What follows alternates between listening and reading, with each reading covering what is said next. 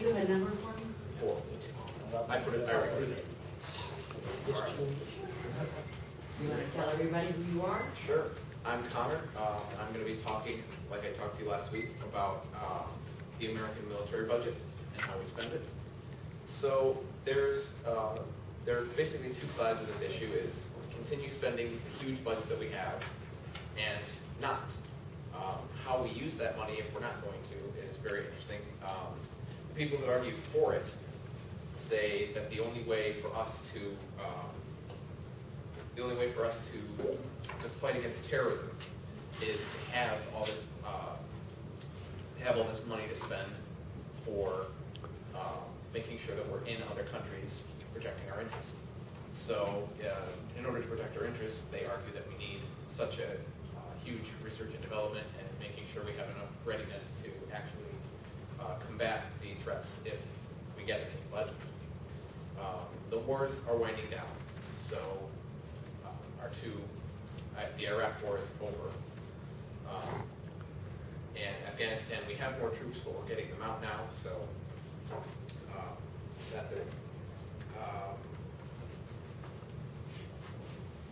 The other side of the coin is that since there's so much that we could be using the money for in domestically, is that we have so many people that we're becoming a nation that's more impoverished. Lots of people are living below the poverty line, and I'm not saying that the government should handle that itself, but they should fund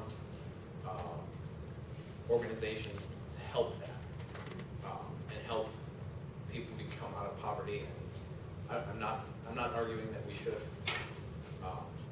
become socialist or anything like that. It's just we have a lot of money that we can be spending more wisely like that. The other big point that we could help with in our nation is our infrastructure, and that's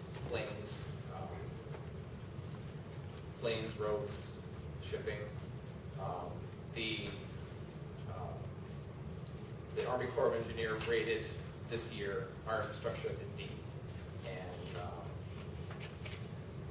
that's not very good. And it's